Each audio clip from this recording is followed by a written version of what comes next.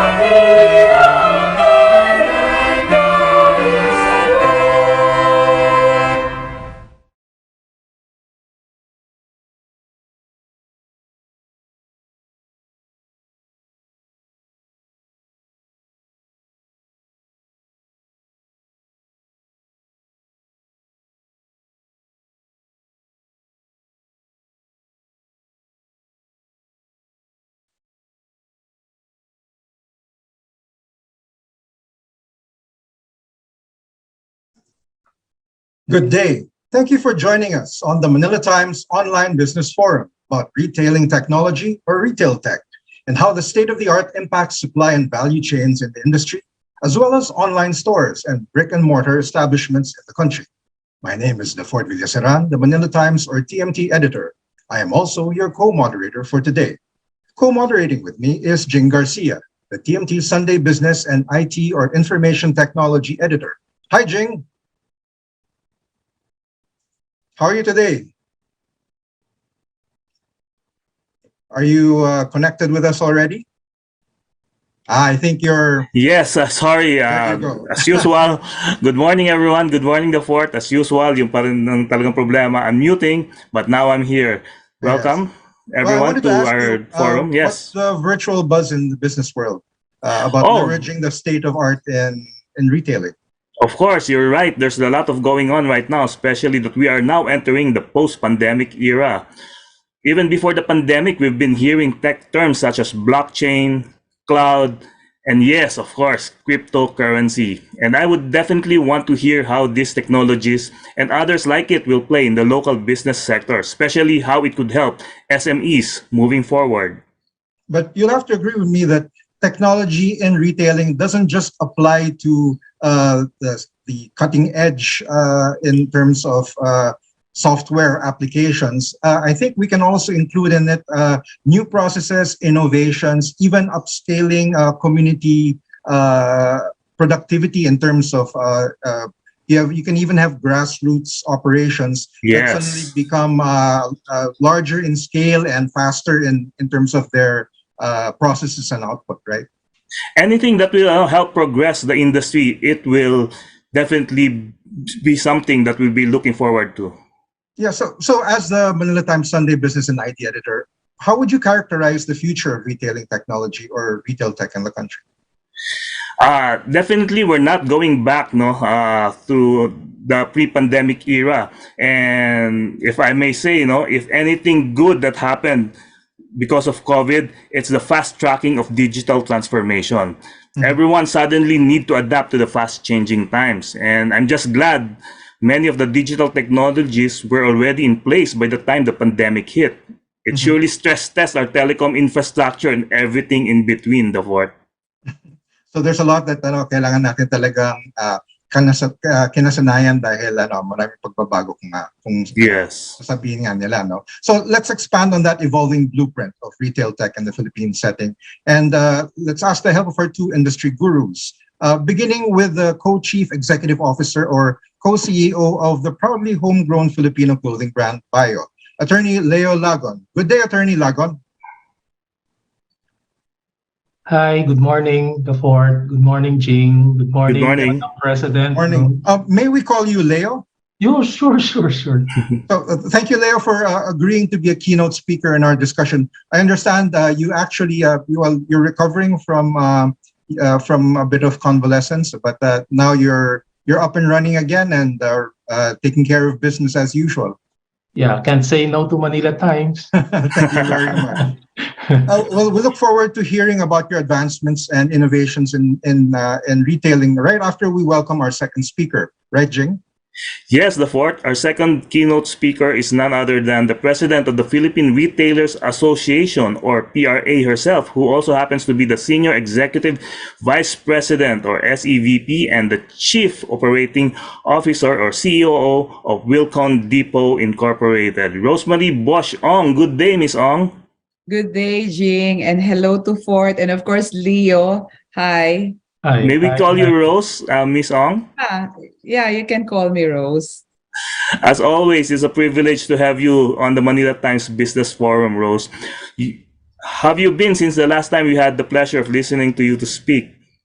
Been very busy, since the economy reopened, invitations to speak, and also many of the different organizations that we connected during the pandemic. Now they're all, ramping up with their, face-to-face events because everybody's excited. It's Yes. very different if you see your peers, your colleagues face-to-face, though. Yeah, Yeah. just last night I was with Miss Blanca Mercado. We had the first anniversary. We celebrated the first anniversary of PropTech Consortium Philippines. No, its main object. It was organized during the time of the pandemic, and the main objective is really to digitize. I was listening to you to digitize and transform the real estate industry. Yes. We know you're very much in demand for industry talks and retailing consultation, Rose, and we look forward to hearing your latest information regarding retail tech in the country. Yes, Fort? we're honored and grateful to PRA President and Wilcon's SEVP and COO Rose Ong. Also, Bayo co-CEO Leo Lagon for taking time out. Thank you very much for being our guests on the Manila Time Online Business Forum, titled Tech Leveraging the Future Retailing. Again, welcome Rose and Leo.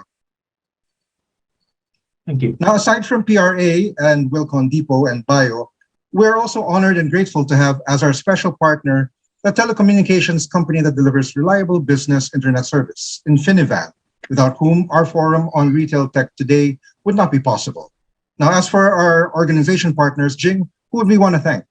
Of course, we would like to express our gratitude to the British Chamber of Commerce of the Philippines, the French Chamber of Commerce and Industry in the Philippines, the Cebu Chamber of Commerce and Industry, the Chamber of Real Estate and Builders Association, or CREBA, the Davao City Chamber of Commerce and Industry, or DCCCII, the Financial Executives Institute of the Philippines, or FINEX, the Italian Chamber of Commerce in the Philippines Incorporated, or ICCPI, the Islamic Dawah Council of the Philippines, or IDCP, the Spanish Chamber of Commerce in the Philippines, or LACAMARA, the Management Association of the Philippines, or MAP, the Nordic Chamber of Commerce of the Philippines, the Philippine Center for Islam and Democracy, and She Talks Peace. And of course, special thanks to our media partner, the Manila Times TV. Indeed, the Manila Times is grateful for the continued support of our numerous business partners. So let's get it on then and unroll the blueprint for tech leveraging the future of retailing, as mapped out by our first keynote speaker. Now, our first speaker's career currently revolves around fashion retail and social entrepreneurship. He serves as co-CEO not only of Bayo, but also of Unica Iha and vice versa, as well as their collective online platform, styleshops.com.ph. He is the director of the Bayo Foundation, which serves as the corporate social responsibility arm of the group of companies. He is a firm believer in the circular model of business, and he manages a fully integrated company, which includes manufacturing, trading, and retail, together with his wife, Anna, who is the chief creative officer and co-CEO of the group. Before delving into fashion retail, however, he had actually practiced law and accountancy for more than a decade after a stint working as a bank examiner at the country's central bank. Ladies and gentlemen, I give you the co-CEO of Bayo, Leo Lago. Leo, the screen is yours. Hi, good morning, everyone. Give me a second while I share my presentation. We're very excited to hear what you have to share with us today. Okay, hold on.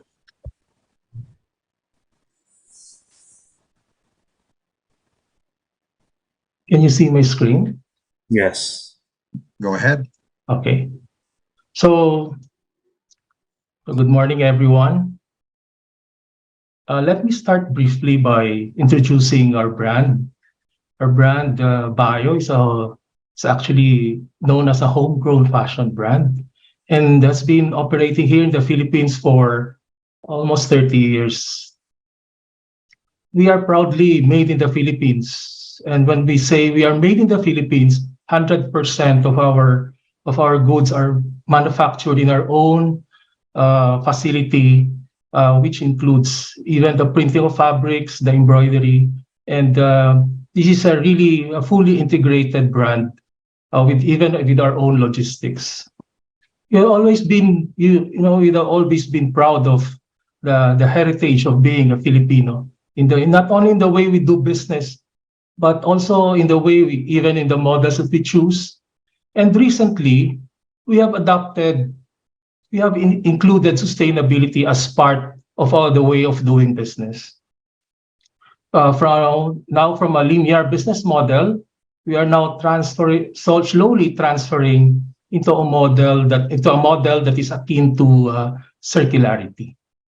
And we put up our own Bio Foundation to be our CSR arm, so that we can really conceptualize a blueprint of that circular pathway toward sustainability. And we aptly call it Journey to Zero initiative.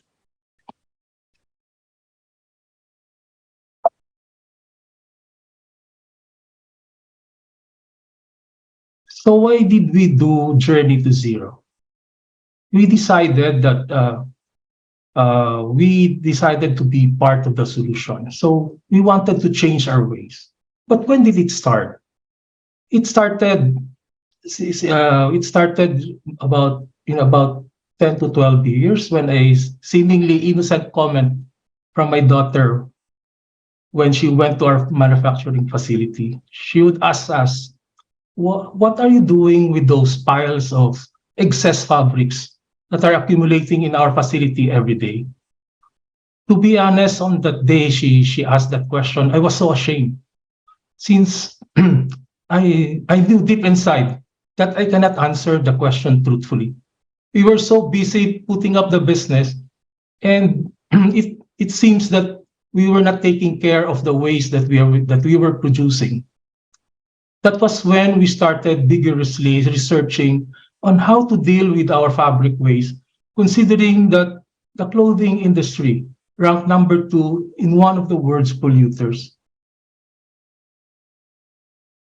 We discovered, right there and then, we discovered that the fabric waste that we produce amounted to 35% of the fabrics that we use. Imagine it means that 1/3 of our raw materials are being thrown out in the landfills. So that accelerated our campaign of Journey to Zero, which was conceived and adopted as our battle cry.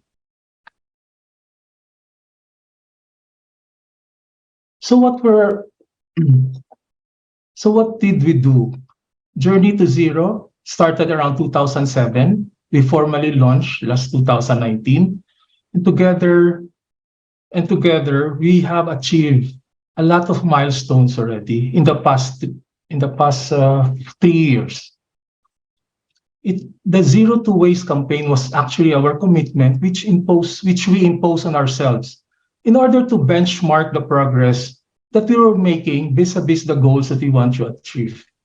So after 3 years, we'd like to tell you that because of the new software that we installed in our pattern department, we're able to bring down wastage from a high of 35% to as low as 5 to 10%, which optimized the use of our fabric materials. The fabric cut-offs that we were we are producing were sent out to our communities that we support for use as their supplemental weft in the hand weaving process. Right now, we are requiring our fabric suppliers to submit to us certifications like the ones issued by the Global Organic Textile Standards, or GOTS, that would document a sustainable production chain. So we are now actually in the process of using natural fabrics. We are starting also to use natural dyes, which is done closely in cooperation with DOST and PTRI.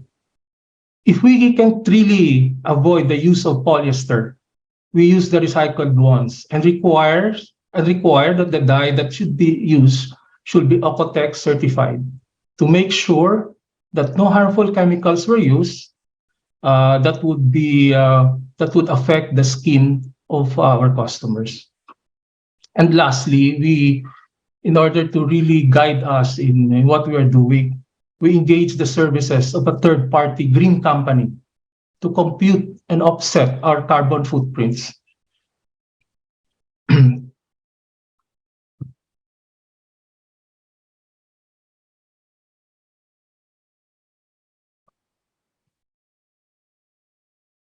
Okay.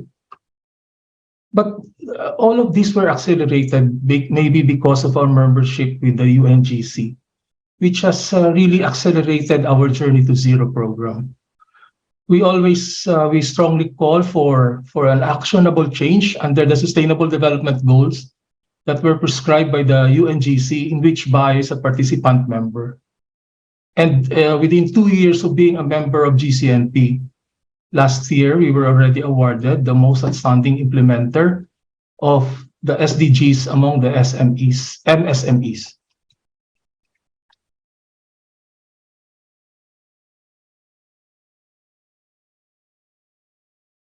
Okay, wait.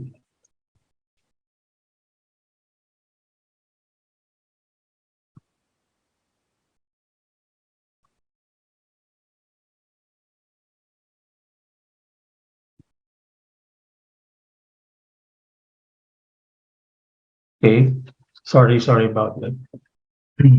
But as we move forward and accelerate the efforts of our Journey to Zero programs, we later discovered that community development works is closely intertwined with sustainability in order to attain a circularity of purpose. This is where we encountered the first weaving community that were immediately exposed. The first weaving community and we were immediately exposed to the plight of the industry. The Philippine weaving industry is already considered a sunset industry due to its exorbitant prices and low customer demand. We purposely targeted these communities, mostly composed of unemployed women, in order to empower them to earn a decent livelihood without having to leave or sacrifice their roles in the family. We firmly believe that if we empower women and they gain financial independence, the direct beneficiary will be the family as a whole. And weaving is, I think, a perfect fit for this development goal, since housewives can weave anywhere, even their own households. The first community that we decided to assist were the weavers in Angat, Bulacan.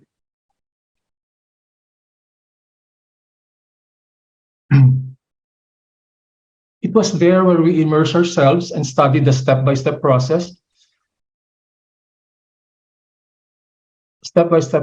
and trying to figure out why weaving is very expensive.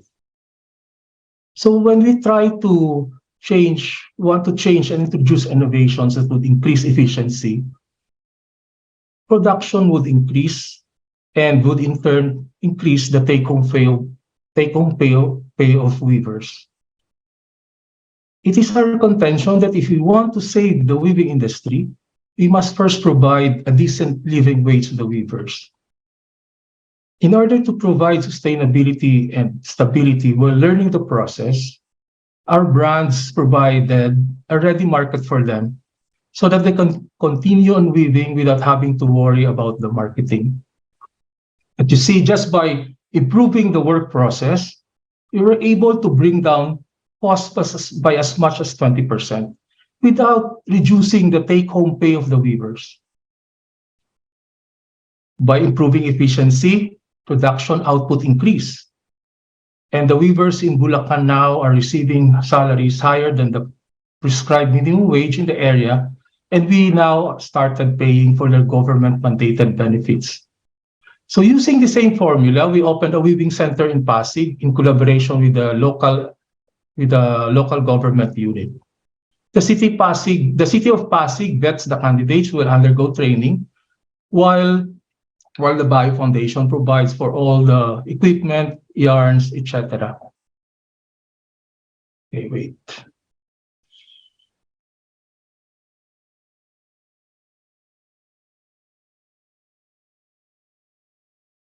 Okay.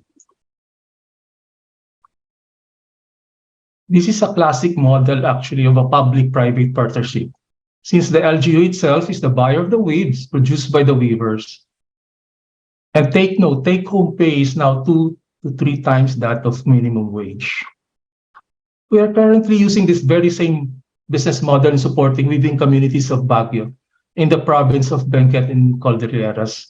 Just yesterday, just over the weekend, we already did the first fashion show along Session Road to showcase the weaves produced by these communities in Baguio. But taking care of these communities for their livelihood is just one half of the equation. We have to convince them also to use sustainable materials, natural yarns, and other materials that are not harmful to the environment. But as we prescribe this, our question always is, if we want our people to use natural yarns, but where are the natural yarns? We have very few supplies of Philippine cotton to make it sustainable.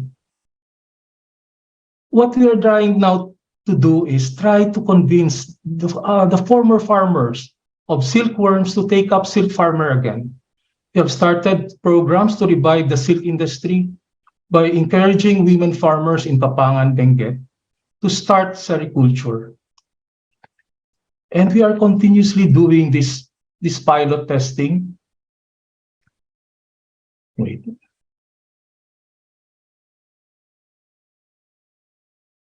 Where's the... Okay, started program to revive the silk industry by encouraging women farmers in Papangan, Benguet to start sericulture. In the next few months, we are also be attempting to penetrate the cotton farmers in Iloilo and nearby municipalities to check on their process and to study the reason why they are not planting cotton anymore. We'll be using the same business model, and hopefully we can find some solutions there.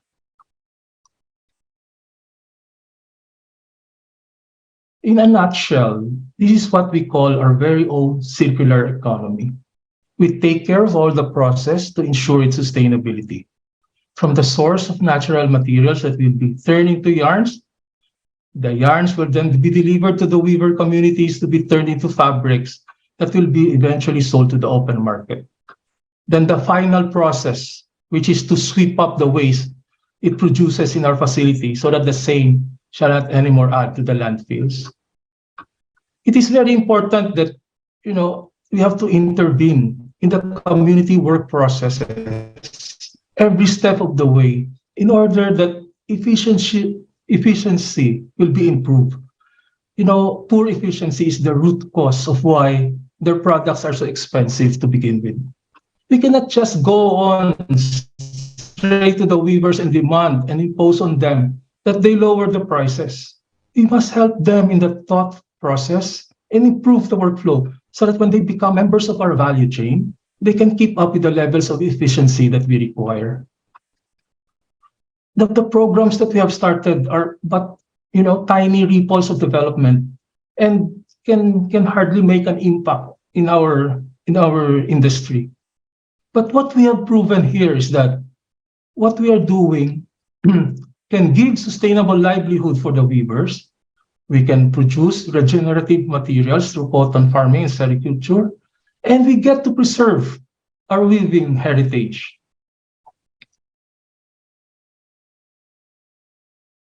All of these created activities, small as they may seem now, will now form part of an ecosystem that will result in a more sustainable fashion industry.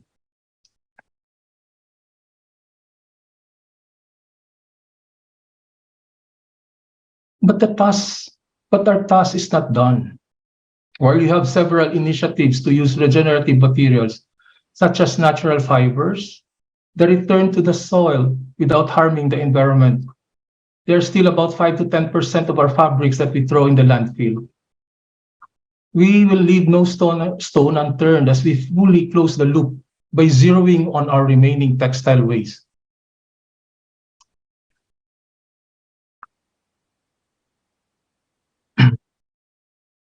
We now look at our waste not as a waste per se, but as a valuable resource that will open new revenue stream opportunities.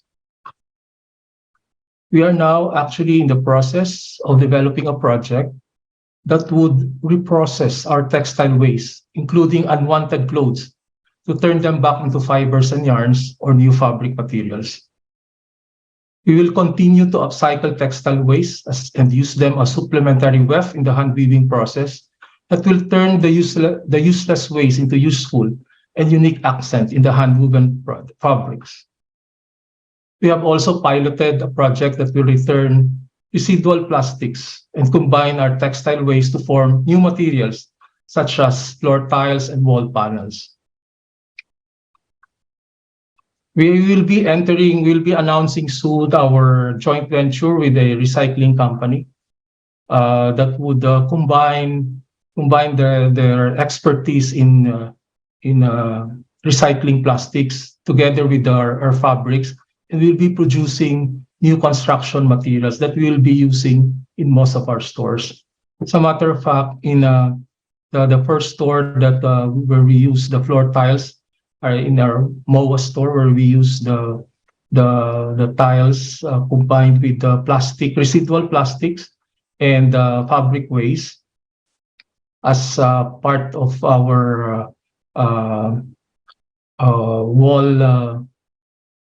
wall structure.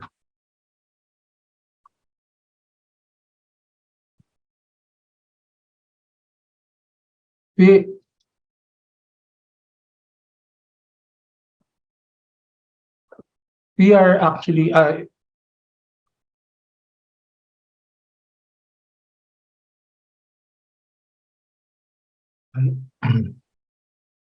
in closing, let me say that I hope one day my other 13-year-old daughter will ask me again how we are disposing our trash in the facility.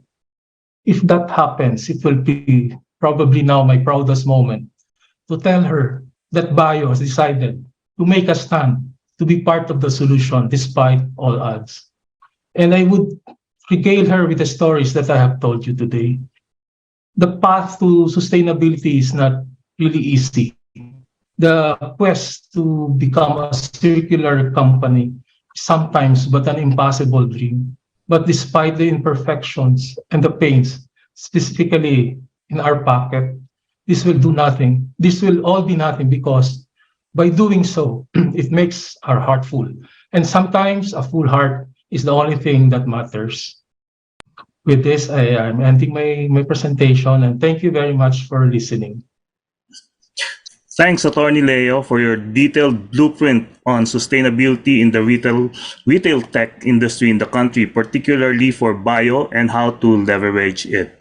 Technology is nothing without sustainability nowadays. In our business reality of today and the future, they do go together.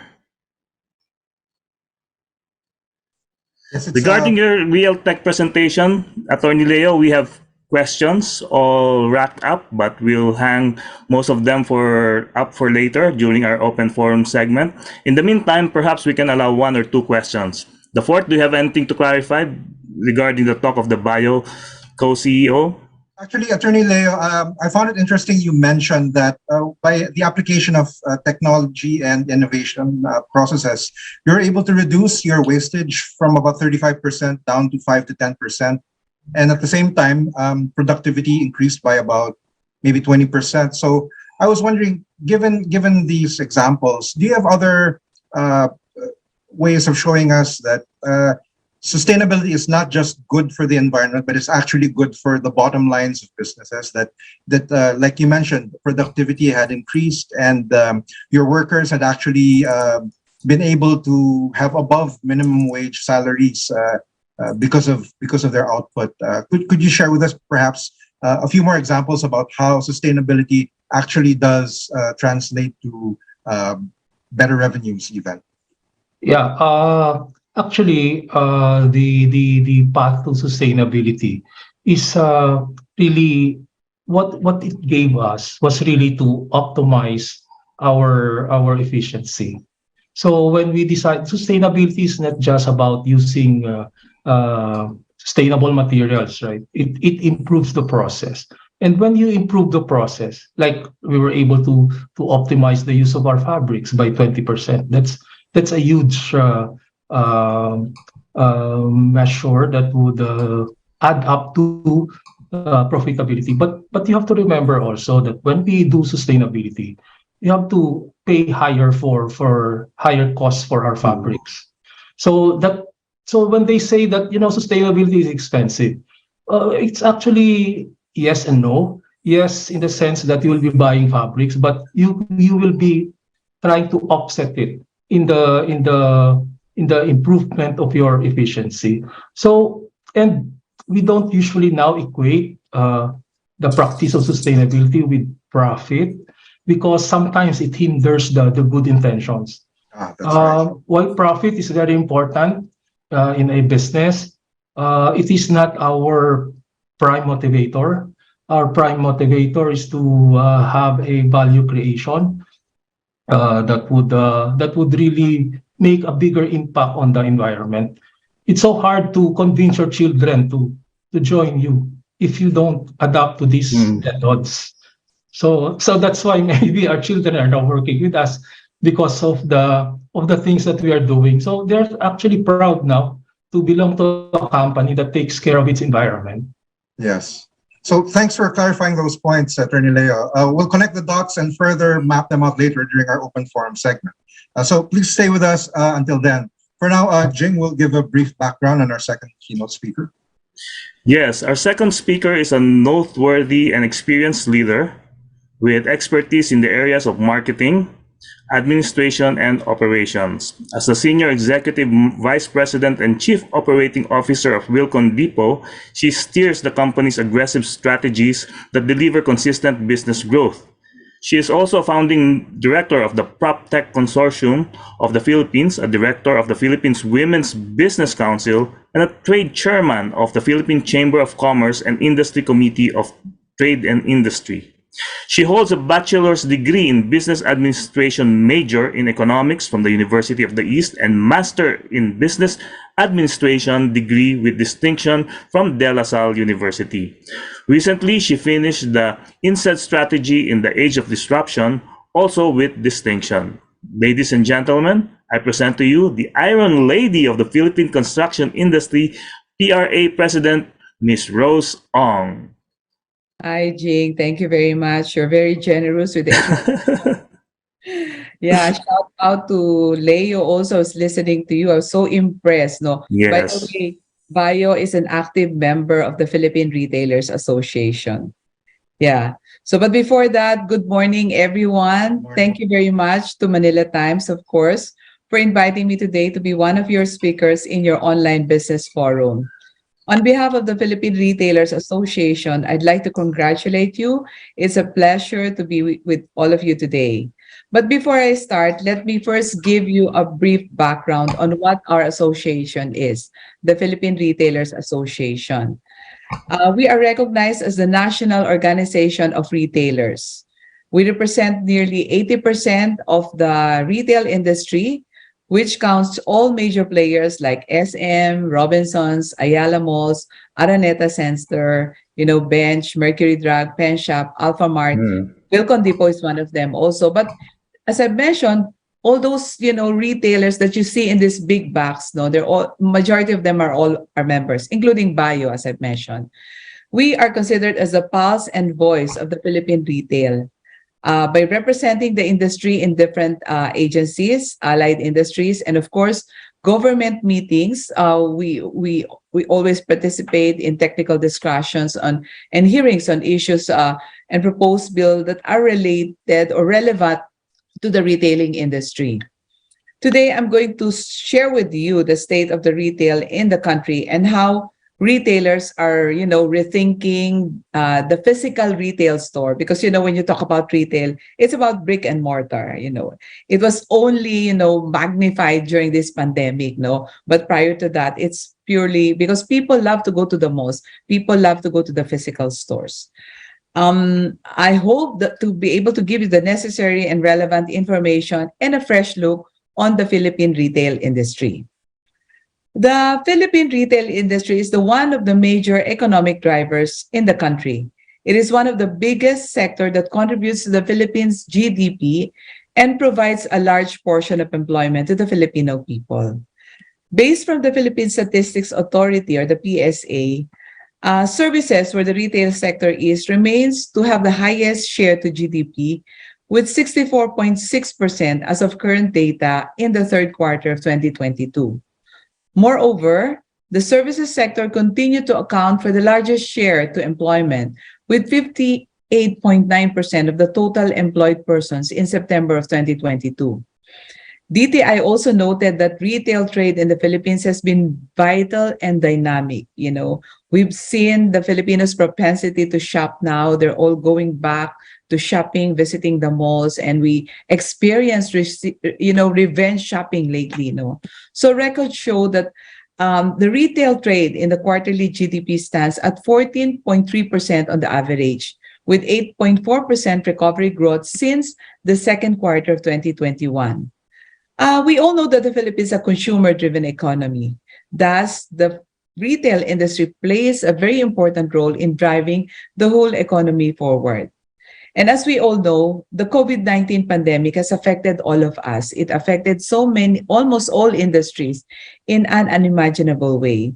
We saw the rapid transformation and innovation taking place in our communities and industries as we adapt to the changing world. In response to the pandemic and the pandemic challenges in the retail industry, we retailers have to quickly pivot to online and digital transactions.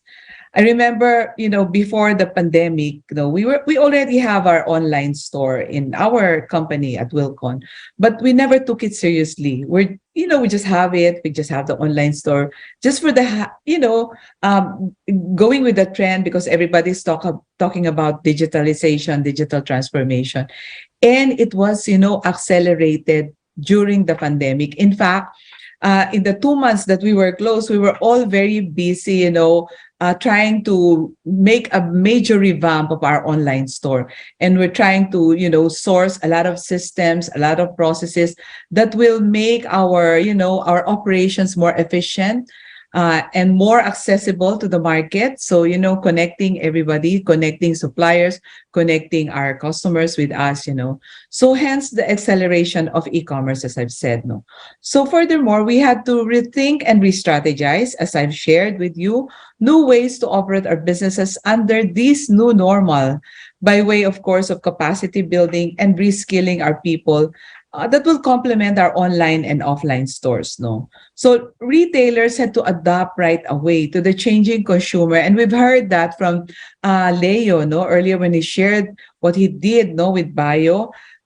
We have to, to adapt to the changing demands, the changing preferences by making sure that we make their journey safe, easy and seamless, in both our online and offline store. Because, now, like for example, at Wilco, there's no distinction between the physical and the online store. It has to be connected because we use the store as the last mile delivery or the fulfillment center. That's why we have, we have these buzzwords, BOPIS, buy online, pick up in store, and then the BORIS, which makes you more convenient, which makes it more convenient for the customer. You buy it online and then you return it in the physical store or you return it in store.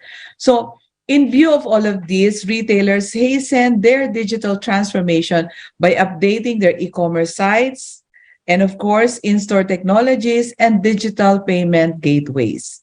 So you don't need to bring cash, you just have to use your phone, your mobile phone, and you can pay. So the disruption brought about the pandemic has taught us retailers that we should always future-proof our businesses.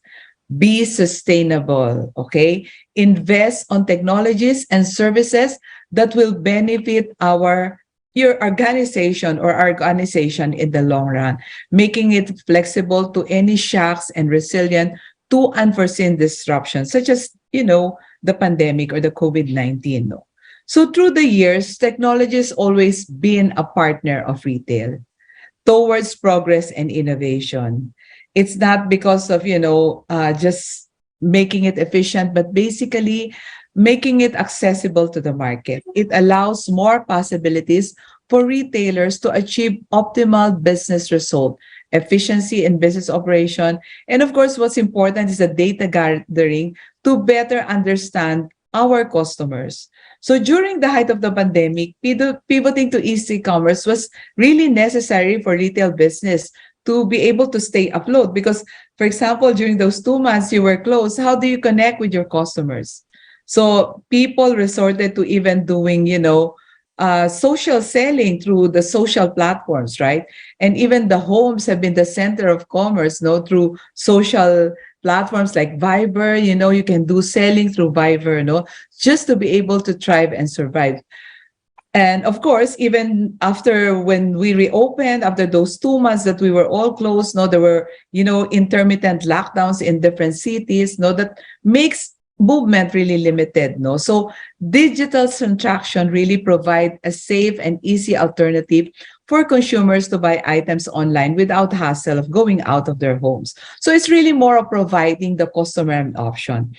If there's limitation in the physical store, like you cannot go out or you're restricted to go out, there's always the online to browse and view and then have a sense of what you want to shop. And if there's limitation in the online, you still have the physical store to, validate and check the items. So it's really important to note that digital transformation in retail was already happening, even before COVID time. Because as I mentioned, we already have the online, we are already in the crossroad of digitizing our operations. And most retailers are doing that, But it has been a big challenge, not only for big businesses, but particularly the small, medium enterprises or the small, medium businesses.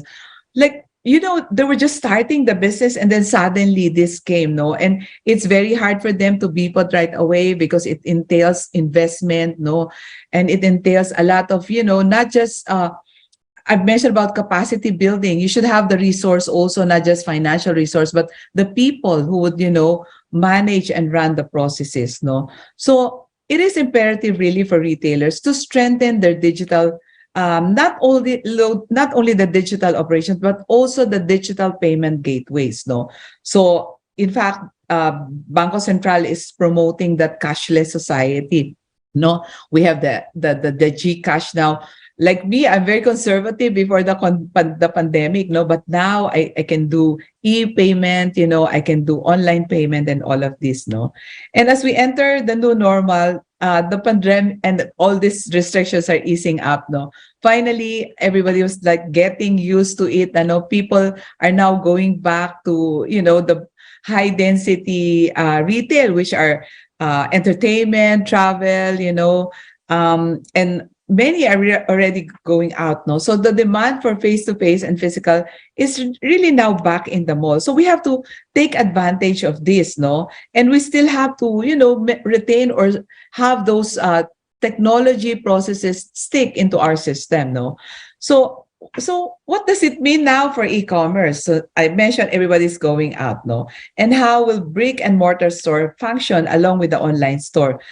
Can we coexist? Like, for example, you've invested already in digital, and then now people are plucking your stores, going back to the stores. And that is particularly the direction and strategy now as we head towards recovery.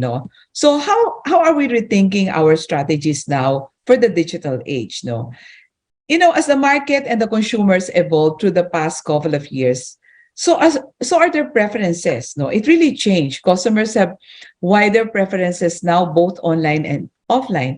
The bar is now even set on providing the best seamless experience. No, you always talk about experience because it's not anymore just purely transaction. It's very, experiential. No, it's not just transactional. It's relationship.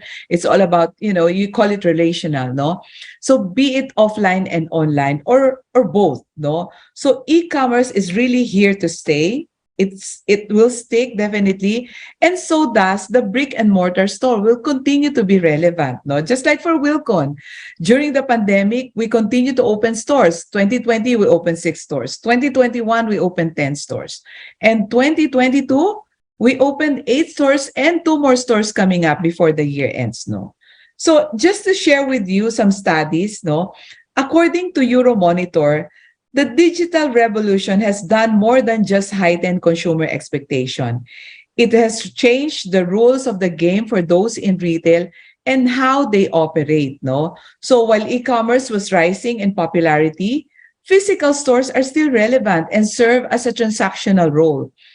In their findings, they stated that the purpose of the two channels, offline and online stores, are both evolving. So it's not just, the online store that's transforming and evolving. You also have to have your physical store. You have to constantly evolve as well. No, but of course, the challenges of the pandemic not just accelerated the shift, but it gave us a preview of the world where consumers visit digital first to see and look at the products and visit the stores to transact. I will share with you our experience at Wilcon. Prior to pandemic, when they go to the store, they would spend like half a day because when you're building, you have to look at the different items. It's not just one item because you're trying to build, let's say, an area or trying to, let's say you're improving or renovating your bathroom. So you don't just buy one item. So you spend hours in the store. And then you will try to mix and match the different themes, colors, and the texture of the items that you're buying. And of course, also match it with the functionality that you require. No? So now we notice when they go to the store, they only spend a few hours or like minutes or maybe 30 minutes. That's the longest. And they already have a list with them. They know what they're buying, and the decision process is very easy because prior to going, they already browse online. No? And because of this, retailers have really to imagine the role of the store for the digital era, which will vary depending on the product sold. Like, for example, our products. You want to validate, you want to have that sense of touch and feel because you are installing it in your homes. You want it to be stable and sturdy. No? Again, there's a study. I'll share with you this study by Bain and Company. According to Bain and Company, retailers, again, the buzzword, reinventing their stores and rediscovering its new roles as it adapts to the new normal. It is no longer purely generating sales. Retail stores are now adapting to its different roles, such as, it's very layman, what the terms, for transactional, in order to satisfy the customer needs. So it's not just about transacting, no. It's not just about buying and selling, no. It's really on how to give that experience. It's also experiential. Stores are now being utilized to communicate about the brand, not just to get the product and, cash and carry it and that's it, no. So it's their way of, talking to the customers about their brands, no, telling them the story of the brand. And it also becomes, as I've shared with you earlier, the last mile fulfillment or the last mile delivery. Stores are now used to enable e-commerce fulfillment.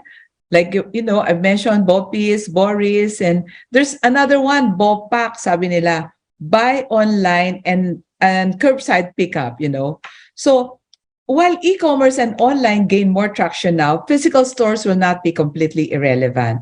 In fact, the physical store, so Bayo, don't be disturbed, no? You still have your physical store as a very relevant venue for your products, no? It can be your best asset in providing your customer the true brand experience And according to, let me quote also, no, the retail prophet Doug Stephens, the physical store is now becoming a media channel. You can do whatever you want in it. It can be your Facebook, it can be your Instagram, it can be your TikTok. In fact, live selling is done in the physical store because you all have the displays, the products there. No. So in conclusion, most trend forecasters and market researchers have been pointing out that we are now living and headed towards an integrated world of physical and digital reality. And this is seen and manifested particularly in the retail sector. According to McKinsey's Eric Hassan, we are now entering the world of phygital, physical and digital at the same time, where there is not a physical world or there is not just a digital world in retail, but rather a completely connected and integrated one. So technology and connectivity are integral part of retail and will continue to be. Retail is a very dynamic industry that continues to evolve and keep up with the latest trends in the market as well as the latest innovations in technology. So as we take the road to recovery, we will most likely continue carrying out these new retail experiences, e-commerce, contactless and digital transactions, and at the same time, incorporate them side by side with the physical store. E-commerce and brick-and-mortar stores will remain to coexist now and in the near future. So in order to win in the very dynamic retail industry, we retailers must consider an open mindset, as possibilities are now endless with a digital first or multi-channel approach. Actually, I don't just say it multi-channel, but it's like it's like you've heard about the meta, diba? So it's very dynamic, really, So knowing your customer preferences and offering them with the best customer experience is still one of the top targets of every retailer, both online and online. Thank you for the opportunity and have a good morning to all of you. Thanks, Rose, for your mapping of the present and the future of phygital experiences for retailing in the Philippines. Jing, what question would you like to ask the PRA president about her presentation? Oh, hi. Yes, Rose. I just want to know, no, in the past 2 years, it's more of a private sector initiative, the e-commerce thing and everything. But what did government agency do to fast track everything, especially when it comes to digital transformation? What did they do right in the past 2 years, and what do you think they should have done even more to help the e-commerce sector? Well, in terms of policies, I mentioned about BS speed, right? They're pushing for, they're pushing for contactless, cashless, payment, and then the digital payment. Now it's very popular. InstaPay, all these different, payment gateways, no, and even the Department of Trade and Industry. I'm sure you know that our former, and I think it's continuing now with Secretary Pascual, Secretary Mon Lopez really, he institutionalized or he made a roadmap, on how to digitize, and they're very active. In fact, we're very active also in helping the MSMEs, through contactless payment, and also with PRA, we're trying to help also the MSMEs on how to adapt to digital transactions, And in fact, the right now, diba, there's this internet app wherein we're part of the technical working group, So I think that's part of it already, That's part of the digitalization or the digital transformation of retail, Okay. Thanks for elaborating, Rose. If you'll allow me, I'd like to field a question from one of our Manila Times reporters, Eric Kua, and he's asking, what is the impact of the global inflation on the e-commerce industry and its retail as a whole? How will it also affect MSMEs? Well, definitely, it's very worrisome for the MSMEs, But knowing the retail industry, we're very resilient, and of course, it's been the practice. No, if we can pass on the cost, we pass it on. But we always try to re-strategize and rethink the way we do business. No, so we don't just pass it on to the market because we don't want to erode the trust of the consumer on us as well. Mm. And we don't want to be off the market. We know that the Filipinos are suffering already with high inflation, not just because of the currency depreciation of the peso, but basically because the cost is also increasing. There's disruption in the supply chain, and even the cost of the product that goes in. No, because majority of the products that, for example, most of the retailers, no, it's only Bayo that I'm very proud of, that it's made in the Philippines, but majority of the retailers we're importing, no, right? We're importers, no. So it's all about business. You want to transfer the cost, but what we do, just not, to take care of the market as well, is that we do granular pricing, no. For example, just to share with you, for those resilient products, no, or those resilient categories, we absorb, or no, I'm sorry, we passed on or we spread it out, no, because for us retailers, in order to survive, we have to have that attractive P&L as well, no. And then for those non-resilient, let's say non-resilient categories or products, no, we retailers absorb it, no. So we don't do let's say price increase across the board. So we do granular, no. So we try to feel also the market, because we understand that the wallet size of the consumer is already thinning down or declining as well, no. So that's why we have to work together, no. So we have to re-strategize, we have to rethink on how we do business, no. So I just hope that things would improve. But Yes. you know what? One thing strange, how dynamic retail is now, no, in the Philippines, because we're basically consumer driven, diba? Earlier we heard about BSP. I mean, the interest rates was they increased the rates, no, for loans, no, and it will. The reason why is because for economists, they want to taper down the demand because of the high inflation, and it will encourage Filipinos to save, right? But what's happening now? People are really spending. I don't know, Spending. psychologically, maybe they're thinking, oh, we've been locked down for 2 months. We've been Retail locked down for therapy. 2 years. No, it's time for us to spend the money. Like, spend it on hard assets. Luckily, we're still doing good. I mean, home improvement, these are hard assets, diba? Because after all, diba, life is short. We don't know. They're spending already, diba? Yeah, with the pandemic and all. Some people are saying, oh, high inflation, high interest rate. But see, the propensity to shop is there. Now, people are going out, people are spending.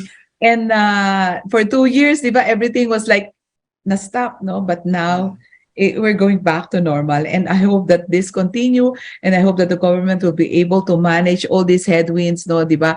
The inflation. And we're seeing the improvement naman in the dollar, diba? In the peso, diba? The dollar is going down. Yes. 57 from 59, diba? 57 na. So hopefully it will improve. We're expecting more OFWs coming, more Filipino overseas who were based there now going back, because for the last 2 years, diba, they did not go back.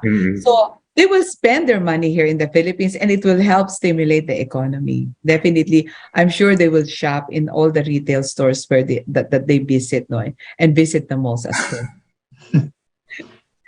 Yes, our data scientists, I'm sure, will have very interesting things to say about the purchasing and buying behavior of our of all the consumers lately, with all the things that have been happening the past few years. So It's all about revenge this and revenge that. Revenge travel, revenge spending, revenge malling, I just everything. hope it's not pent up, and then when we get back to normal, we still buy, what's Yes. Mhm. yeah. I think I also like what you mentioned, that people are investing. They are also living a little and spending all that hard-earned and set-aside money. But at the same time, when they do spend for things, they go for, let's say, a more effective tool for their either their business or their profession. So that's also another way of treating themselves in terms of Yes. living in the And then, moment. the trend now really is there more in terms of discretion. Um, they're looking for products that are relevant. For example, sustainable products. When you talk about, when you talk about apparels, clothes, no. So you want sustainable way of how it was produced, no. So those social aspect is really very important now, di ba? Yung environmental impact of the product Yes. you buy, and then the social impact, no. How is it being produced? Do they employ minors? They buy, people are now very, and then when they buy products, let's say home improvement products, no, they buy those products that are sustainable, those products that would have less impact in the environment, like lesser carbon footprint when you buy lighting, those that are those that consumes power, no, less power, yung mga solar energy and all this, and then mga sensor faucets that will not waste too much water, and then when you buy wood, planted species, no, so things that will, so they're more socially conscious now, the buyers, and they're more practical in their spending. In fact, nagda-downtrade na rin sila, di ba? Before, your aspirations very high, because you want to be more practical, you're always looking for value. Parang it's always value driven, no? It's good you brought up apparel. That way we can invite back Leo to be part of our discussion. Jing, maybe you'd like to ask him to join us. Tony Leo, are you there? Are you ready to leverage your previous answer about the future of retailing? Yeah, see, a while ago, Attorney Leo was saying that he was observing the conversation. So now perhaps we'd like to have him be a part of it. Yes. So to start off our open forum, maybe I can ask a question to Rose. You've been a guest speaker for several businesses and government-organized fora, and you've been the PRA president for quite some time now. So what measures have you helped influence, and what programs have you implemented as part of the PRA initiatives? Okay, as part of PRA, I think one of the biggest accomplishment or the legacy that I can leave is that we digitally transform. Our organization is known for face-to-face events, conventions. No, one of the the big programs that we have is really training, providing seminars, just to give that education to retailers on how to be world class, diba? We invite speakers, no, prior to pandemic. But what we did, we continue with that program through digitally transforming, no, like for example, doing webinars through Zoom, no, and of course, I'm sure most of the retailers would appreciate how we help them navigate, no. We represented them not just with government agencies on issues and concerns, no. I'm sure you've heard about how our representation on the formulation of the law on trade liberalization. Diba? We really fought for that, no, because we're very much concerned with the MSMEs. So it was, they increased the cap, no. Previously they wanted it lower, but we help it, increase. And then we're part of the technical working group also when it comes to, let's say, talking about the Internet Act, or the different policies that the government related to retail that will definitely help the retailers, no. So yeah, one of the accomplishments really was, to still hold this mga learning sessions, no. We came out with the retail summit very recently. Although we had the first face-to-face event, it was really widely accepted, no. It was really very successful. In fact, we almost overbooked the capacity because we did it in August, no, and really people were our members really appreciate what we did during the pandemic, no.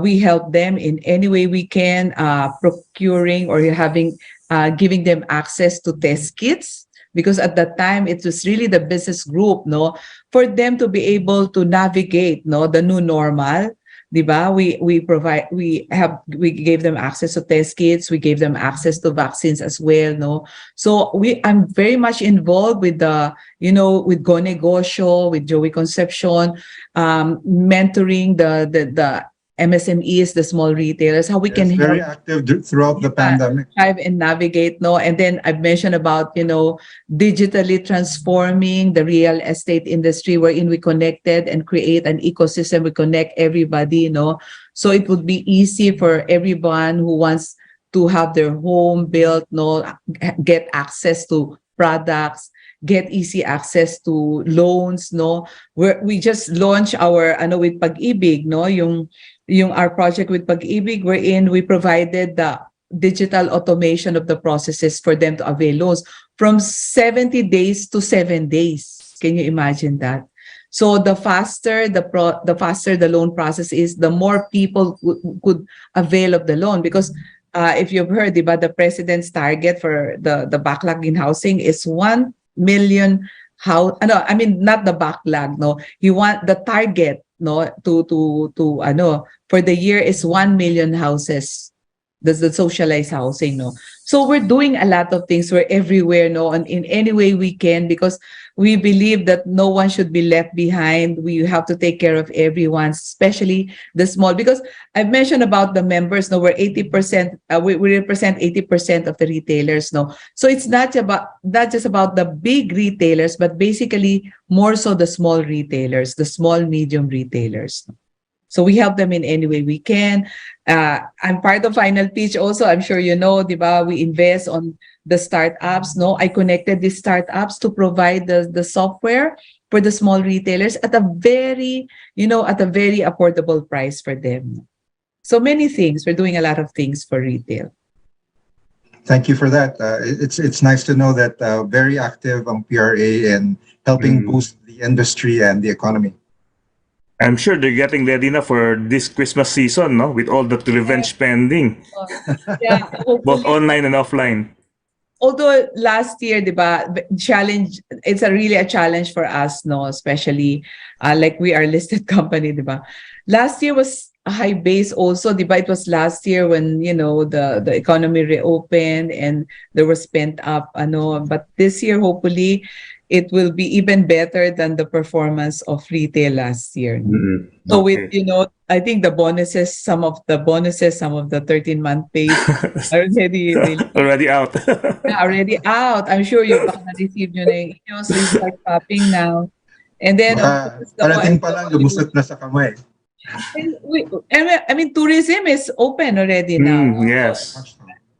Just recently, I attended a conference and we met with several foreign, investors. No, so they're starting to go inside the Philippines and they find it very convenient going in. In fact, they were saying that it's even harder to take the plane because there's so many protocols. But when they landed in the Philippines, it was very fast and easy for them. Just have the QR code, the One Health Pass, and then it's very fast. No, so yeah. That's good. That's a good indication. Yes. Even for local tourism, no, dito sa Tagaytay, sa area namin, it's always full and traffic. And Wilcon just opened a new branch because there's a revenge in construction. There's a construction boom right outside our village. 9 condominiums is being built. I also have a weekend house in Tagaytay and experienced heavy traffic last Friday. I try to go every weekend. No? So last Friday really was very challenging. So many people are going out already of the city. No? Yes. And we saw, a lot of township projects being built outside of the city. No? So it's a good indication na talagang, diba, we're expecting movement, not just in the city, but outside as well. Yes. So yeah. Congratulations for your stores opening. Also ask Attorney Leo on the status of their store footprints and the online presence that they've been developing. How are things, Attorney Leo? Yeah, things are looking good. We still have problems with the supply chain, but we're slowly recovering. Clothes are really very difficult. It's not the same as what Rose is selling. So we have to be very careful in as much as we don't want to reproduce anymore. So if there's one good thing that the pandemic did to us was it totally erased, we totally sold out all our items in our warehouse. So before it was really a problem. we were actually contemplating of building another warehouse just to consolidate all the things that we get from our stores. Now all the racks are vacant.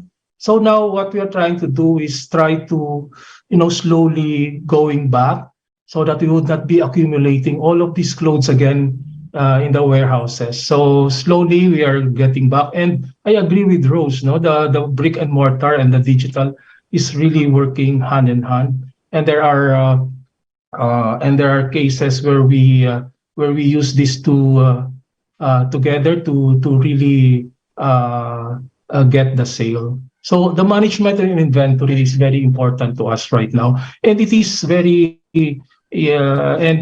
convenient for us because of the integration that we are making. So this is one of the advantages if you own your own manufacturing facility, because you control the just-in-time merchandise. Attorney Leo, I understand correctly. Do I understand correctly that Bayo is the first fashion brand in the Philippines to have become a participant member of the United Nations Global Compact? Yes, that is correct. So, as a proponent of the 17 Sustainable Development Goals, what are the benefits of being a member of this, and what are the responsibilities also? You see, honestly, at first, I was very hesitant because it was my wife, Anna, who's been trying to push this UNGC thing. But once you go into the UNGC, all the things that you're doing are now guided within these 17 SDGs prescribed by the UN. So it really impacted on the way we do business, on the way we treat our people, in the way we look at things. This is why in the span of 2 to 3 years, we have been very active in doing community development. Dahil nga we really believe na wala dapat maiiwan. So this community development is really a small example of how we can create new markets. So if we empower women, empower marginalized women, the first beneficiary would always be the family. So that's why our main goal is how to empower these women who have no means of livelihood before, but now they're very proud. They're very proud of what they have achieved. So now they are financially independent, and maybe sometimes earning more than what their husbands are earning. And once we have this, they are all part of the value chain. Each one will now contribute to the value chain, which will create a big source of supply.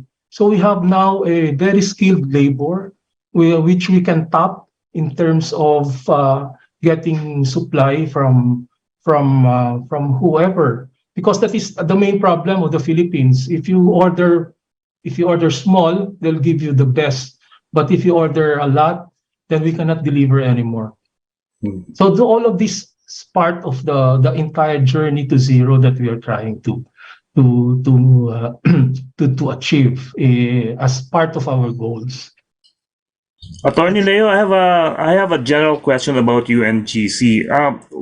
How is the Philippines faring when it comes to the sustainability goals implemented by the United Nations? Yeah, it would be I didn't get that one again. How is the country faring when it comes to the sustainability goals implemented by the UN? It's just a general question. There is a small awareness actually, but as of now, I think there are still a lot of companies that are not doing a lot of these things and are not even aware of the SDGs. So we need to do more. That is why we are now, we have been doing this for 5 years, but we never communicated. So we were told by the UNGC, why don't you go out and tell your story so that you might inspire some people to do all of these goals. So lahat pinapatulan na namin, maski maski schools, maski ano, we need to go out and tell our story so that everyone would be aware. Because a small company like ours, if we can do this to help alleviate the the livelihood of communities, how much more if a bigger company would do the same? So we waited for these milestones so that we can share that sustainability is achievable. It can be done. It has to be, you have to have a lot of heart just to do this, because if you always equate, that's why I'm always saying, if you equate this with profit, then you'll never start anything at all. But if you start first with the heart, how do we do this? How do we help? Then maybe the profit will come, I think. I think Jing, attorney touched upon a very important thing about the application of technology in the retailing industry. I think, like you said, more than the profit that this could actually and efficiencies that this can attribute, it's actually more of the development in human capital that Yes. where we see the most important gains in such applications of technology and retailing. Would you agree, Rose? Yes, I definitely agree. It's one of the biggest contributor to your profitability, which is human capital. Without the employees, where will we go? So we need to have good relationships with our employees. Of course, I'm not saying 100% are love us, right? We have also complaints. We cannot really say that we're perfect. But because of the membership in the UN, we have committed a lot of things on how we have to treat our people. And this is giving us a lot of mileage, because we know for a fact that every year we have to submit our COPs, and we wanted to make sure that these commitments that we have will never remain as part of our commitment. But we really have to go, because we really have to do it, because people and nature should always have good relationships, right? So, Jing, do you have a question for Rose in relation to what Leo just shared with us? Yeah. Oh, Yeah, I'd like to echo what Leo yes. said, no? You take care of your people so that they will take care of your business as well. You know, it was proven during the pandemic. I mean, when we were closed for 2 months, you know, we have a lot of employees. No, at that time we have several stores also. No, minus the 24 that we opened, right? No, so 2019. We were closed for 2 months. There's no, no sales coming in, no revenue for any retailer, although we did the BCCD, the browse call collect, but it's very minimal. It's just a fraction, because only a handful can, serve those that it's like, mag-appointment ka for you to be able to serve your customers, diba? So we took care of them. We still gave them their salary, even if, we're closed for 2 months. And, if you take care of your employees, no, even the testing and the vaccines, no, we provided for them. If you take care of your employees, they will definitely take care of your business. So it was very easy for us to navigate when we reopened, although it was still very challenging. Psychologically, many of the employees are afraid to go out, diba? Yes. Because fear of the COVID, because at that time there's no vaccine available. And then it's very restrictive, no? Mobility is really an issue. Parang public transportation at that time, if I remember, it's not available for everyone. Yes. So what we did for those critical stores where people cannot come to work because of, let's say, border controls, diba? Remember during that time, may mga border control to go from one city to another city. You have to have this pass and all this, no? So what we did, we provided transportation, we provided them housing, just to be able to navigate. No, it's not just about, Leo said, it's not just about the business. It's really more of your commitment, your mission of, providing and serving the Filipino with the things that they need. Because after all, housing is home improvements, very basic, right? So we provided them housing. That's why we were able to serve our customer even at the height of this, all the challenges that I've mentioned, border control, restrictions, and all this, no?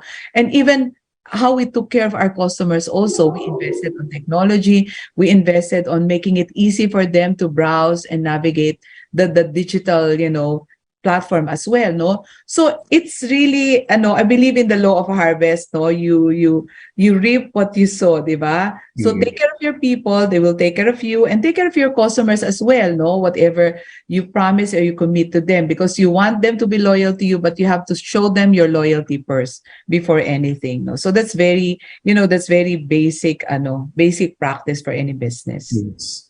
The fourth, no wonder Miss Rose is a multi-awarded entrepreneur, no? Yes, So, yeah, kaya nga ha. So, Rose, how did you achieve a strong and successful entrepreneurial business path despite the male-dominated retail construction industry? Naku, palaging tinatanong yan. Male-dominated. Siyempre, you cannot go away with, I think you just have to, importante whether male or female, no, you just show respect, di ba? Like for example, at first it was challenging talaga kasi, but not everybody would accept a woman na parang sobrang forward, di ba? Sobrang independent, sobrang aggressive or whatever you call it, no? But I guess you just have to, you just have to communicate with them na in a way na we're equal, di ba? Importante ang role ng women. I'm part of the women biz group, no? And our focus is really to empower women because we believe that, I agree with Leo, yung financial independence is very important, no? After all, kasi women, we play a very big role in society, no? Kami yung unang entrepreneur kasi kami yung unang magaling mag-budget, no? Don't get offended, no? I'm the only here. Pero nung kami, si Anna is here. I'm sure Anna will agree. Hands down. So, kami magaling mag-budget. Kaya kami merong entrepreneurial skills. Yung pag-manage lang ng bahay, no? I'm sure if you become, like us na yung sinatawag nilang housewife and, you work at the same time, sa lalaki, husband, di ba? Di ba ang hirap, di ba? So, for me naman, for you to thrive and survive, it's not, gender is not, there's no gender, there's no gender barrier, di ba? We're both equal. We just have to support each other. Sa pamilya, di ba? I'm sure si Leo and si Anna, they support each other. They're a team, no? So ganun din sa workplace, no? You just have to support each other. Regardless of your position, regardless of your gender, whatever, no? So you just have to show respect to everyone. Parang for me, hindi threat na it's male dominated. As long as you deliver what is expected of you, as long as you show respect, you show, you're a good team player, ganon, di ba? Parang very basic law of harvest, yung sinasabi ko nga, very basic things that you do in life, no? I think, Jing, that's why Attorney Leo has actually targeted women as part of their advocacy because ika nga, sila yung unang magbabudget sa pamilya din pupunta yung augmented. That's actually a UN study that when you empower women, the beneficiary is always the family. Yeah. In our case, I agree with Rosie. She mentioned about Anna and me. In our company, there's no gender. So whoever can do things, then that's his or her responsibility. So we don't. There's no stereotyping in our house. But as for me, I always subscribe to this idea that a happy wife is a happy life. So that's women empowerment. Leo, may I ask a question from one of our reporters, si Eric Kua, has asked us to find out what is Bayo doing in terms of what are the efforts for e-commerce and how is it reaching out to those people online? Yeah, e-commerce. During the pandemic, we were able to really overhaul our online. Before, prior to the pandemic, I'm not really a big supporter of online shopping. But since there was nothing else to do, so the team was, we spent a lot of time shifting to Shopify. And true enough, si online selling pala iba. Even at midnight, sales are still coming in, especially during the pandemic when we started opening up.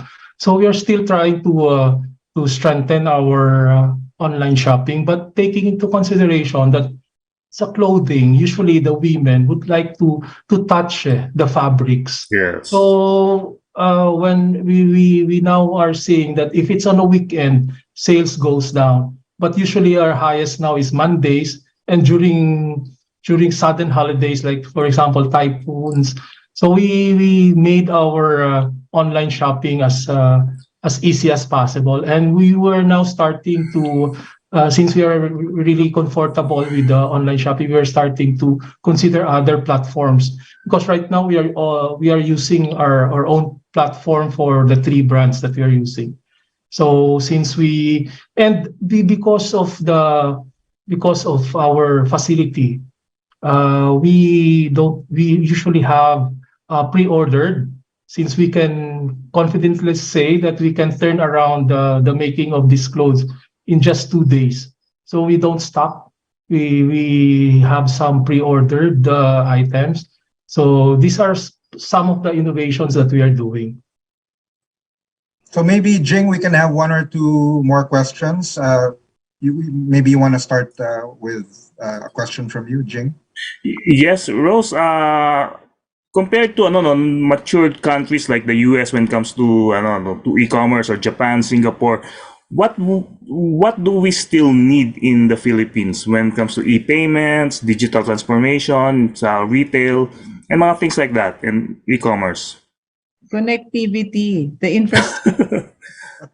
No, kasi it's a challenge for us kasi archipelagic, no? I've talked to, like sila Converge and all this, they provide fiber connections, di ba? I think it's really a challenge, no? So hopefully, we can address that, no? So I think the challenge really is like, you have to check whether you have a stable connection, and I think we're getting there now. It's just that we need to support it with the infrastructure. No? That's very important. And also, it's how you embrace digitalization, di ba? Like the government is pushing for ease of doing business, no? So if you can digitize everything, the process, it will help businesses also, no? I think one good start that we did with the real estate industry is we tried to shorten and Pag-ibig was really very cooperative and very collaborative with us, no? So it was David Almerol of Multisys, is the undersecretary now of the ICT, who provided us the software. So it's more easy and convenient for everyone. Hopefully it will be successful, no? So from, let's say, this number of days, magiging 7 days na lang for you to avail the loan, no? So the socializing hub will really, the socializing backlog will be narrowed down talaga, will narrow the gap, no? So things like this, no? And then for retail naman, syempre doon pa rin kami ni Leo sa brick and mortar pa rin. And of course, with complementing the brick and mortar with the digital platform. Digitization is not just about, e-commerce, no? It's also improving the processes, di ba? When you improve the process, yung technology, you can use it to make your operations more efficient, no? I was listening to Leo, yung cost efficiency na achieve niya, no? In procuring the materials, no? He's more efficient and his cost became efficient also. So that he can pass also whatever savings, no? It's very beneficial to the market kasi whatever, gains he gets, no, I'm sure he passes it on. Knowing Leo and Ana, no, they're very, talaga, I salute to this couple talaga, no. Napaka nila, yung advocacy talaga nila to help the Filipinos, not just providing them clothes, but providing them, yung societal, yung quality of societal life, di ba? Parang gano'n, no? So, I really salute to this couple, Ana and Leo. Iboboto ko kayo. Also, undeniably, one of the biggest sector that grew exponentially is logistics. Yes, during the pandemic, this is really the issue, no? We were all challenged, di ba? We were all disrupted because kami, majority of the retailers, except for Leo and Ana, we are dependent on imports, di ba? So, like all these other countries where we depend our supplies, they also lock down, di ba? They also close down, di ba? And when the world opened up na and the big economies are ramping up already, di ba? It's hard for us we're a small country. It's hard for us to compete unless you have a scale, di ba? So there's really disruption, and coupled with, of course, the shortages in container kasi nga na-disrupt lahat. Tapos yung mga port congestion pa kasi nga nagulat na bigla lahat ng tao, no? And even in the Philippines, di ba, locally we experience port congestion, and also we experience yung container shortages, no? And it became very expensive also for us retailers, no? Like the container price, I mean the shipping cost, it really increased, it escalated, no? And it's really very hard. Kaya tama yung sinabi ko na ang rethinking and re-strategizing na ginawa namin, we did granular pricing talaga because we cannot, just pass on the cost. We cannot be off the market, and we do not want the consumer or our customer na mag-erode yung trust nila sa amin because we are all in this together in good and in bad times, di ba? Yun. Yes, I'd like to ask si Leo, in terms of, because as you mentioned, the way they do business is something that's admirable. And to think that, Leo, you're a living testament on how a lawyer, accountant, and banker can become a fashion-forward and yet socially conscious businessman. So could you share with our audience on how they can rethink and re-strategize their career paths and their business plans in line with what the country needs now and the coming future? Yeah, I'm always asked how a lawyer became involved in business of fashion. You see, when I entered when I went into the fashion business, I ceased to be a lawyer. So I do not consider myself anymore as a lawyer. Because when you're a lawyer, you don't take risks, diba? You're always thinking of how to avoid the litigations. So when I entered into the business of fashion, I really set aside my being a lawyer and took all the risks that is there. So that is how we do things. We maybe it's a reflection of what we are doing now because we are trying to do circularity, even circularity became a byword. So what we're trying to do is we don't want to rely on some things that we don't have control. So that is why maybe we became an integrated company because incidentally we just bought these brands, no? And we saw why they failed because of too much reliance on third parties. So what we wanted to do is try to eliminate the control of third party over over our business and try to do it ourselves, so that we will not be subject to the outside influence. So just like what we did during the pandemic, since we have our own facility, we were able to pivot right away. So maybe what I can tell them is that we don't really focus on the problems that we're facing. So when you're in business, the problems are all there. It will never stop. But you have to be resilient. And I don't know if you would believe me, but in everything that we do, we don't usually look at profit as a prime motivator because we believe that we are a very simple family. Our needs are very simple. So what is challenging us is how we can do a bigger impact on our community where we are doing business. Sorry, my voice is no. So what we are trying to do is leave a legacy, pay back the community that has been supporting us in all our business and give us a very comfortable life. So what is there naman to do if we can help somebody, right? So we don't really focus on the problems. We focus on why these problems came in the first place, and then try to fix solutions, try to provide solutions that would make it more sustainable in the future. So that is how we really do business. We really embody the program of circularity in every step of the business cycle. Well, speaking of legacy, Rose, your reputation as the Iron Lady of the Philippine construction industry has been well documented and well earned. What advice can you give to the future Iron Ladies and to the rising Iron Hearts?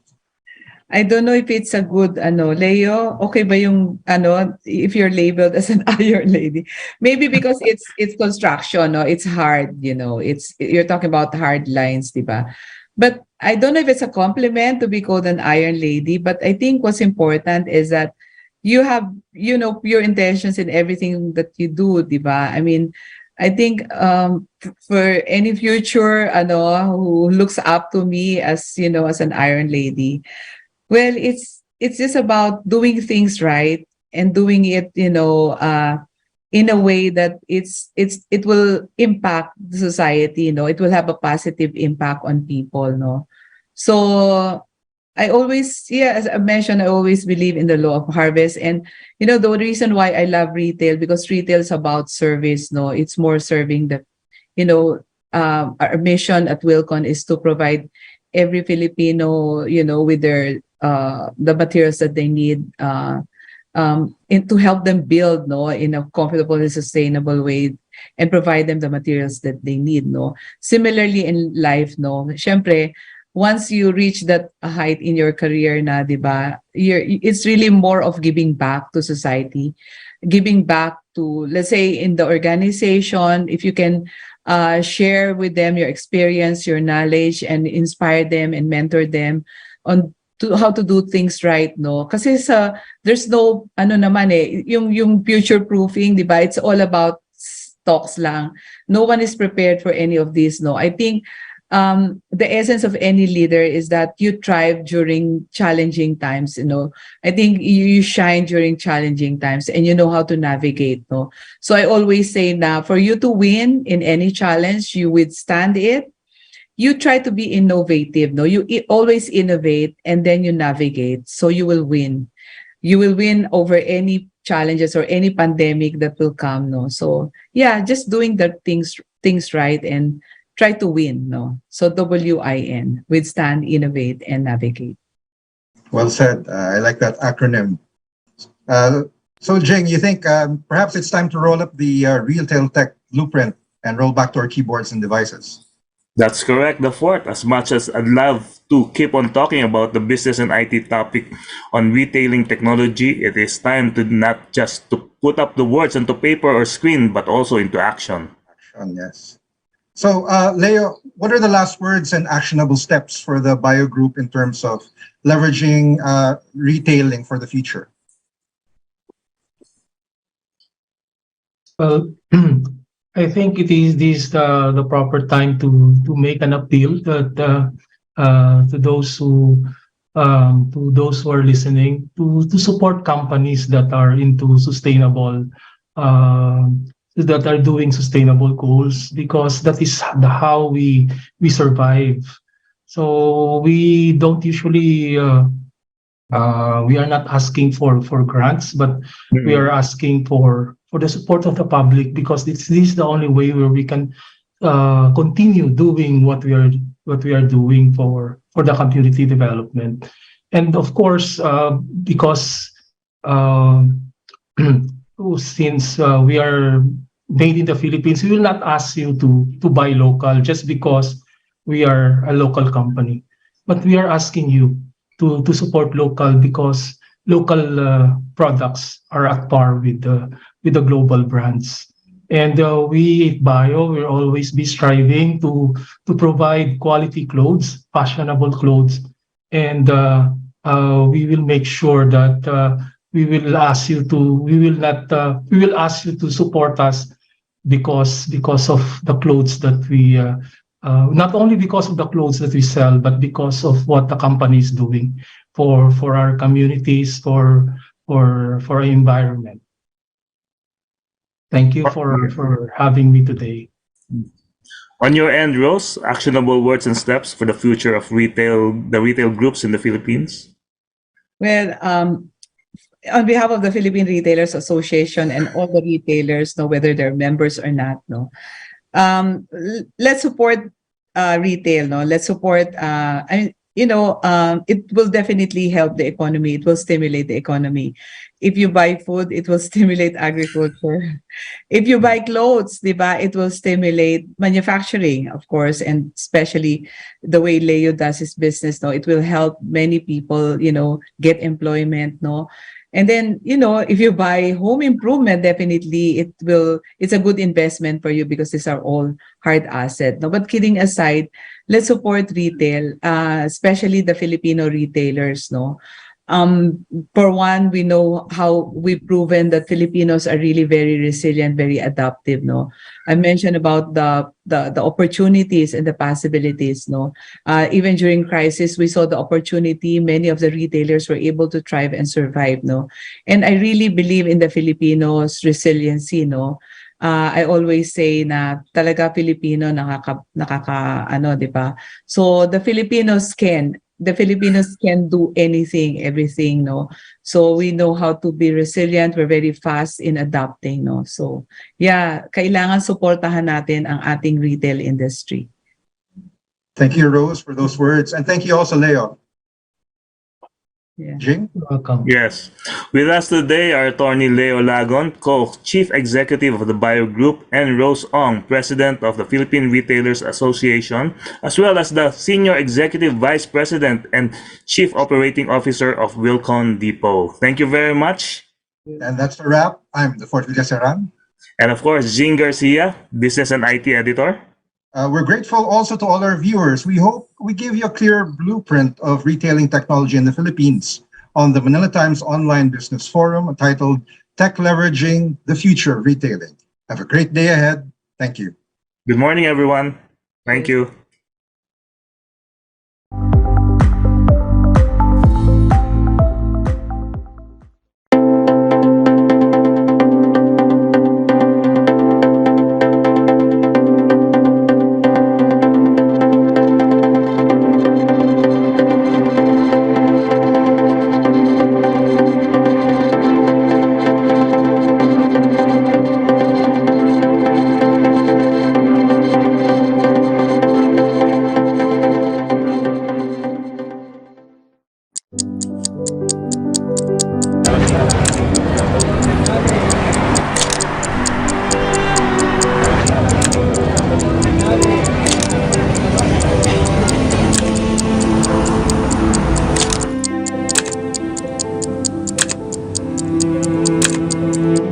Sign up for a year and pay less than 71 pesos per month. Visit tmt.ph/premium to get your free 30 days of the Manila Times Premium.